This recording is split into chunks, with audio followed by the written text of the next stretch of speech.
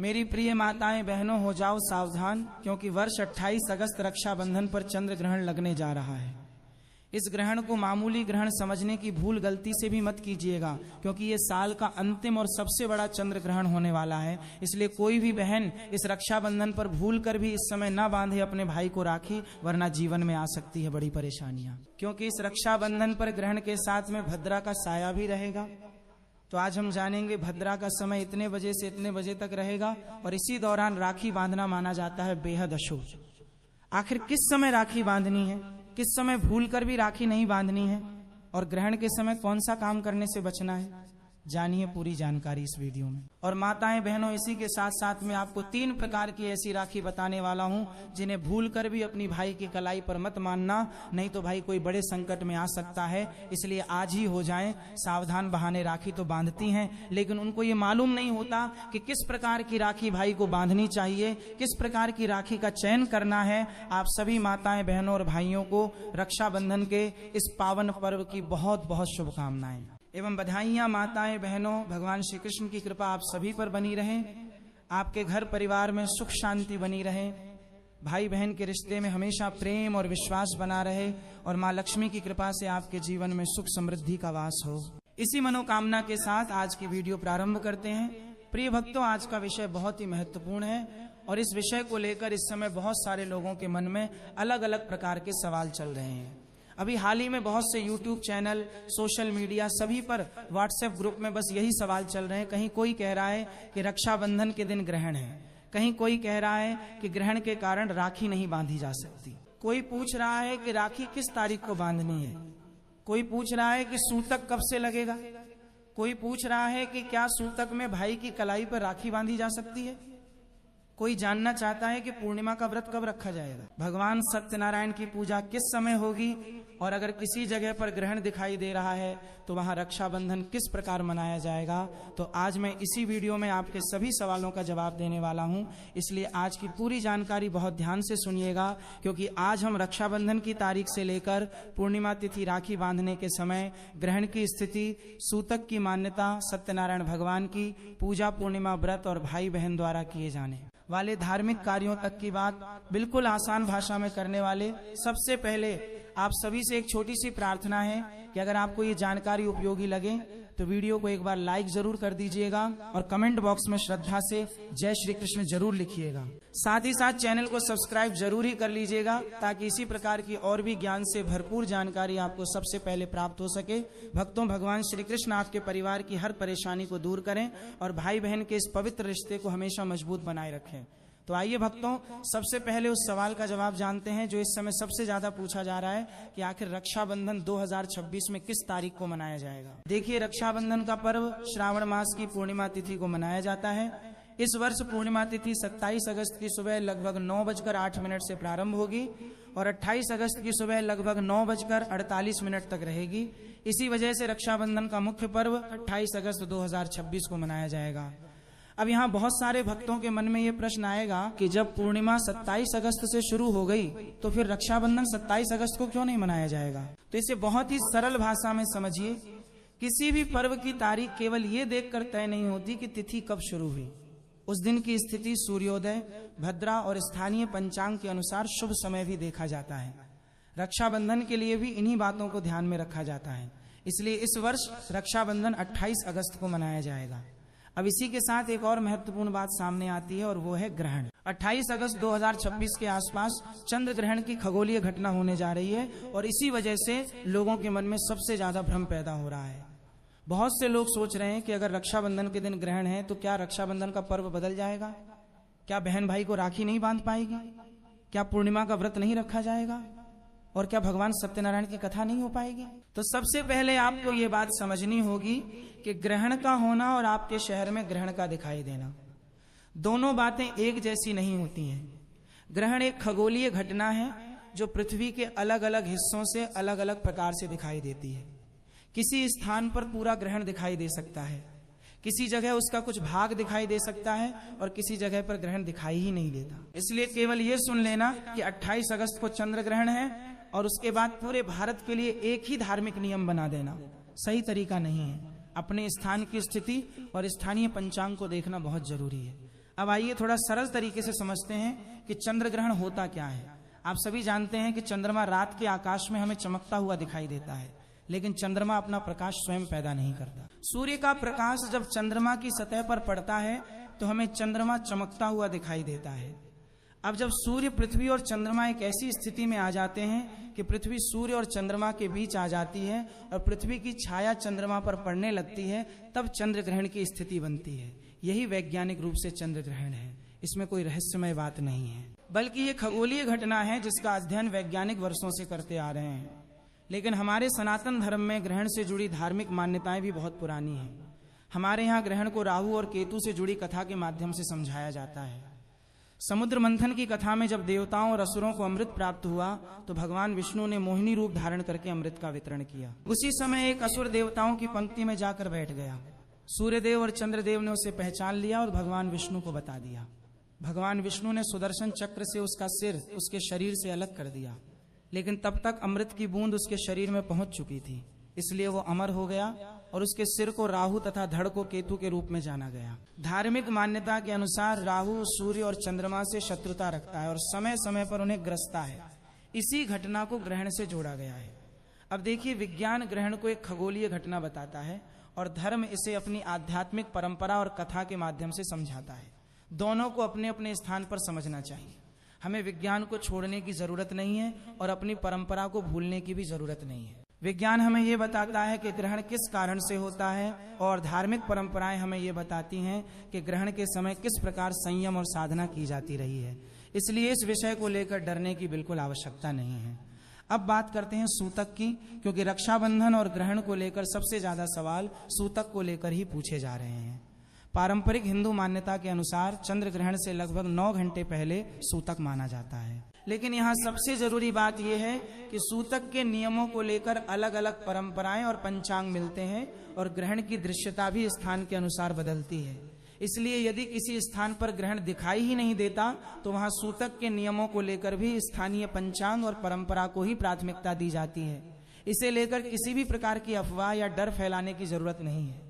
अब सवाल आता है कि ग्रहण के समय क्या किया जा सकता है। धार्मिक परंपरा में ग्रहण के दौरान सामान्य शुभ कार्य और पूजा पाठ को रोकने की मान्यता रही है, लेकिन भगवान का नाम लेना, मंत्र जाप करना, ध्यान करना और भगवान का स्मरण करना शुभ माना जाता है। इसलिए अगर आपके क्षेत्र में ग्रहण दिखाई देता है और वहां सूतक की धार्मिक मान्यता लागू होती है तो उस समय सामान्य पूजा के बजाय भगवान का ध्यान और मंत्र जाप किया जा सकता है। चलिए भक्तों, अब मैं आपको बता देता हूं, जो कि हर माताएं बहनों के लिए बढ़िया ही जरूरी। मैं उन सभी माताओं बहनों से कहना चाहूंगा कि अगर आप अपने भाई की कलाई के लिए राखी खरीदने जा रही हैं तो राखी लेते समय केवल उसकी सुंदरता ही न देखें, बल्कि कुछ बातों का ध्यान भी जरूर रखें। सबसे पहली राखी ऐसी न लें जो टूटी हुई, खंडित या कहीं से खराब हो, क्योंकि राखी शुभ अवसर पर भाई की कलाई पर बांधी जाती है। दूसरी, बहुत डरावने चेहरे, नकारात्मक आकृतियों या अशुभ प्रतीकों वाली राखी लेने से बचें। तीसरी, ऐसी राखी न खरीदें जिसमें जरूरत से ज्यादा काले रंग का इस्तेमाल हो या जो देखने में उदास और नकारात्मक लगे। और चौथी, ऐसी राखी भी न लें जिसमें जंग लगा हुआ, गंदा या खराब धातु का सामान लगा हो। इसलिए बहनों, राखी खरीदते समय कोशिश करें कि राखी साफ सुथरी, सुंदर, शुभ प्रतीकों वाली और मन को प्रसन्न करने वाली हो, क्योंकि राखी केवल कलाई पर बांधा जाने वाला धागा नहीं, बल्कि भाई की लंबी उम्र, सुख समृद्धि और रक्षा की मंगल कामना का प्रतीक मानी जाती है। भक्तों, अब बात आती है रक्षाबंधन की, और ये सबसे महत्वपूर्ण हिस्सा है। भक्तों, रक्षाबंधन भाई और बहन के प्रेम का पर्व है और इस वर्ष रक्षाबंधन 28 अगस्त को ही मनाया जाएगा। राखी बांधने का सही समय आपके शहर के सूर्योदय और स्थानीय पंचांग के अनुसार थोड़ा अलग हो सकता है। उदाहरण के लिए दिल्ली के पंचांग में 28 अगस्त को राखी बांधने का समय सुबह लगभग 5:57 से 9:48 तक दिया गया है। लेकिन अगर आप किसी दूसरे शहर में रहते हैं तो वहां का समय अलग हो सकता है। इसलिए अपने शहर का पंचांग जरूर देखिए, यही बात सबसे महत्वपूर्ण है। किसी दूसरे शहर का समय देखकर अपने शहर में राखी बांधने का समय तय मत कीजिए। अब अगर आपके क्षेत्र में ग्रहण दिखाई नहीं देता है तो स्थानीय पंचांग के अनुसार रक्षाबंधन के शुभ समय में राखी बांधी जा सकती है। लेकिन अगर आपके क्षेत्र में ग्रहण दिखाई देता है तो वहाँ की धार्मिक परंपरा के अनुसार ग्रहण काल में राखी बांधने से बचना उचित माना जाता है और ग्रहण समाप्त होने के बाद शुद्धि करके राखी बांधने का समय देखा जाता है। इसीलिए मैं बार बार कह रहा हूँ कि केवल ये सुनकर कि 28 अगस्त को ग्रहण है, पूरे भारत के लिए एक ही नियम लागू मत कीजिए, अपने स्थान की स्थिति जरूर देखिए। अब अगर हम रक्षाबंधन की पूजा की बात करें तो इसमें बहुत ज्यादा कठिन प्रक्रिया नहीं है। बहन को सुबह स्नान करके साफ कपड़े पहनने चाहिए। सबसे पहले अपने घर के पूजा स्थान पर भगवान का स्मरण करना चाहिए। भगवान श्री गणेश का ध्यान करके रक्षाबंधन की थाली तैयार करनी चाहिए। थाली में रोली या कुमकुम, अक्षत, दीपक, मिठाई और राखी रख सकते हैं। भाई को साफ स्थान पर बैठाना है। बहन भाई के माथे पर तिलक लगाए, अक्षत लगाए, फिर आरती करें और उसके बाद भाई की कलाई पर राखी बांधें। राखी बांधते समय मन में अपने भाई के लिए भगवान से प्रार्थना करनी है कि भगवान उसे स्वस्थ रखें, जीवन में सफलता दें, सभी परेशानियों से बचाएं और उसके जीवन में सुख समृद्धि बनाए रखें। भाई भी अपनी बहन के लिए मन में यही प्रार्थना कर सकता है कि भगवान उसकी बहन को हमेशा खुश रखें, उसके जीवन में किसी प्रकार की परेशानी ना आए और भाई बहन का रिश्ता हमेशा प्रेम से भरा रहे। अब बहुत सारे लोग ये भी पूछ रहे हैं कि क्या ग्रहण की वजह से इस बार रक्षाबंधन अशुभ हो गया है? तो बिल्कुल नहीं, ऐसा सोचकर डरने की आवश्यकता नहीं है। ग्रहण एक खगोलीय घटना है और धार्मिक परंपरा में इससे जुड़े कुछ नियम हैं। रक्षाबंधन एक पवित्र पर्व है, दोनों को अलग अलग समझना चाहिए। आपको केवल अपने स्थान की ग्रहण दृश्यता और स्थानीय पंचांग के अनुसार समय का ध्यान रखना है। अब बात करते हैं पूर्णिमा के व्रत की। 27 अगस्त से पूर्णिमा तिथि शुरू होगी और 28 अगस्त की सुबह तक रहेगी। जो भक्त पूर्णिमा का व्रत रखते हैं वे अपने स्थानीय पंचांग के अनुसार व्रत का संकल्प ले सकते हैं। व्रत का अर्थ केवल भूखा रहना नहीं है। व्रत का अर्थ मन और इंद्रियों पर संयम रखना, भगवान का स्मरण करना और अपने व्यवहार को सात्विक रखना भी है। इसलिए अगर आप किसी कारण से कठोर उपवास नहीं कर सकते तो अपनी क्षमता के अनुसार फलाहार या सात्विक भोजन कर सकते हैं। अपने स्वास्थ्य को नजरअंदाज करके कोई भी धार्मिक नियम नहीं करना चाहिए, भगवान भावना देखते हैं। अब आती है भगवान सत्यनारायण की पूजा। पूर्णिमा के दिन भगवान सत्यनारायण की कथा करने की परंपरा हमारे घरों में बहुत पुरानी है। बहुत सारे परिवार इस दिन सत्यनारायण भगवान की पूजा करते हैं, कथा सुनते हैं और प्रसाद बांटते हैं। लेकिन अगर आपके क्षेत्र में ग्रहण दिखाई देता है तो पारंपरिक नियमों के अनुसार ग्रहण काल में सामान्य पूजा स्थगित करके ग्रहण समाप्त होने के बाद स्नान और शुद्धि करके पूजा करना उचित माना जाता है। वहीं अगर आपके क्षेत्र में ग्रहण दिखाई नहीं देता है तो स्थानीय पंचांग के अनुसार सत्यनारायण भगवान की पूजा का समय तय किया जा सकता है। इसीलिए जो लोग सत्यनारायण भगवान की कथा कराने वाले हैं वे पहले अपने शहर का पंचांग जरूर देख लें। अब बात करते हैं चंद्रमा को अर्घ्य देने की। पूर्णिमा के दिन चंद्र दर्शन करके अर्घ्य देने की परंपरा कई परिवारों में है, लेकिन इस बार चंद्र ग्रहण की स्थिति होने के कारण चंद्र अर्घ्य का समय भी आपके स्थान पर चंद्रमा के दिखाई देने और ग्रहण की स्थिति के अनुसार बदल सकता है। इसलिए चंद्र अर्घ्य के लिए भी स्थानीय पंचांग को ही प्राथमिकता दें। अब यहाँ एक बहुत महत्वपूर्ण बात विदेशों में रहने वाले हमारे दर्शकों के लिए है। हमारे बहुत सारे भाई बहन भारत से बाहर रहते हैं, कोई अमेरिका में है, कोई कनाडा में है, कोई ब्रिटेन में है, कोई यूरोप में है, कोई ऑस्ट्रेलिया में है और कोई दूसरे देशों में। तो उनके लिए भारत का समय सीधे लागू नहीं होगा। ग्रहण की दृश्यता हर देश में अलग हो सकती है। इसलिए अगर आप विदेश में रहते हैं तो अपने शहर के हिसाब से ग्रहण की स्थिति और रक्षाबंधन के स्थानीय शुभ समय को जरूर देखिए। भारत में जो समय होगा जरूरी नहीं कि वही समय आपके देश में भी हो। यही कारण है कि ग्रहण के विषय में हमेशा स्थान विशेष को ध्यान में रखना चाहिए। अब अगर हम धार्मिक दृष्टि से ग्रहण के समय की बात करें तो हमारे यहाँ ग्रहण के दौरान भगवान का नाम जपने की परंपरा रही है। आप अपने इष्ट देव का नाम ले सकते हैं, भगवान श्री कृष्ण का नाम ले सकते हैं, यो नमो भगवते वासुदेवाय का जाप कर सकते हैं, महामृत्युंजय मंत्र का जाप कर सकते हैं या फिर केवल राम नाम का स्मरण भी कर सकते हैं। यदि आप किसी मंत्र का जाप नहीं करना चाहते तो शांत मन से भगवान का ध्यान भी कर सकते हैं। ग्रहण को लेकर डरने की जरूरत नहीं है, इसे भगवान के स्मरण का समय मानकर शांत रहना चाहिए। अब ग्रहण समाप्त होने के बाद पारंपरिक रूप से स्नान करने की परंपरा है। घर में साफ सफाई की जाती है, पूजा स्थान को साफ किया जाता है, इसके बाद भगवान की पूजा की जाती है। अगर सत्यनारायण भगवान की पूजा ग्रहण के कारण रोक दी गई है तो स्थानीय पंचांग के अनुसार ग्रहण समाप्त होने के बाद पूजा की जा सकती है। अब यहाँ एक बात मैं खास तौर पर कहना चाहता हूँ कि ग्रहण के समय भोजन और पानी को लेकर सोशल मीडिया पर बहुत सारी बातें वायरल होती रहती हैं। किसी बात को सुनकर डरने की जरूरत नहीं है। अलग अलग परिवारों में अलग अलग परंपराएं हैं। जो लोग व्रत रखते हैं वे अपनी क्षमता के अनुसार रखें, और जिन लोगों को स्वास्थ्य कारणों से भोजन या दवा की जरूरत है वे अपने स्वास्थ्य को प्राथमिकता दें। धार्मिक आस्था का उद्देश्य इंसान को परेशान करना नहीं है। अब रक्षाबंधन के दिन की एक और सुंदर परंपरा है कि भाई और बहन एक दूसरे के लिए मंगल कामना करें। आजकल हम बहुत जल्दी जल्दी त्योहार मनाते हैं, राखी बांधी, फोटो खींची और बात खत्म। लेकिन असली रक्षाबंधन तब होता है जब भाई अपनी बहन की बात सुने और बहन अपने भाई की परेशानी समझे। इस दिन केवल कलाई पर धागा नहीं बांधता बल्कि एक विश्वास जुड़ता है। आइए जानते हैं वे कौन सी 6 बड़ी गलतियां हैं जिनसे हर बहन और भाई को बचना चाहिए। रक्षाबंधन के पावन अनुष्ठान के लिए पूजा की थाली पहले से ही पूरी श्रद्धा और विधि विधान के साथ सजा लें।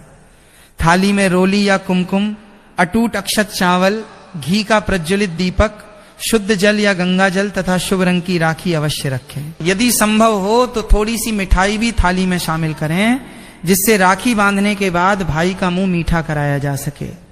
मान्यता है कि इन सभी पूजन सामग्रियों के साथ श्रद्धा पूर्वक किया गया रक्षाबंधन का अनुष्ठान भाई बहन के प्रेम को और अधिक मजबूत बनाता है तथा सुख, समृद्धि, दीर्घायु और ईश्वर की कृपा का आशीर्वाद प्रदान करता है। तो चलिए वक्त तो जानते हैं उसे गलतियों के बारे में। तो सबसे पहली गलती है नंगे सिर तिलक लगवाना। जब बहन अपने भाई के मस्तक पर तिलक लगा रही हो तो भाई का सिर कभी भी नंगा नहीं होना चाहिए। भाई को अपने सिर पर रुमाल, गमछा, टोपी या कोई स्वच्छ वस्त्र अवश्य रख लेना चाहिए। नंगे सिर तिलक लगवाने से मानसिक तनाव बढ़ता है और पूजा का पूर्ण फल प्राप्त नहीं होता। गलती 2, खंडित अक्षत, टूटे हुए चावल का प्रयोग। तिलक लगाने के बाद मस्तक पर चावल लगाए जाते हैं। याद रखिए, चावल कभी भी टूटे हुए, खंडित नहीं होने चाहिए। शास्त्रों में अक्षत का अर्थ है जिसका कभी क्षय न हुआ हो, जो पूर्ण हो। साबुत चावल समृद्धि और पूर्णता का प्रतीक है, जबकि टूटे हुए चावल घर में दरिद्रता और अशांति लाते हैं। गलती 3, गलत दिशा में मुख करके बैठना। राखी बांधते समय दिशा का ध्यान रखना अत्यंत आवश्यक है। भाई का मुख हमेशा पूर्व, ईस्ट या उत्तर, नॉर्थ दिशा की ओर होना चाहिए। पूर्व दिशा से सकारात्मक ऊर्जा और देवताओं का आशीर्वाद प्रवाहित होता है। बहन का मुख पश्चिम, वेस्ट दिशा की ओर होना चाहिए। वर्जित दिशा, गलती से भी दक्षिण, साउथ दिशा की ओर मुख करके राखी न बांधें। दक्षिण दिशा यमराज और पितरों की दिशा मानी जाती है। इस दिशा में मुख करके शुभ कार्य करने से आयु क्षीण होती है। गलती 4, गलत कलाई और अशुभ राखी का चुनाव। कलाई, राखी हमेशा भाई की दाहिनी, राइट कलाई पर ही बांधनी चाहिए। दाहिनी भुजा में शक्ति, संकल्प और शुभता का वास होता है। बाईं कलाई पर राखी बांधना वर्जित है। रंग व सामग्री, आजकल बाजार में प्लास्टिक, अशुभ आकृतियों जैसे खोपड़ी, धारदार डिजाइन या काले सूखे रंगों की राखियां मिलती हैं।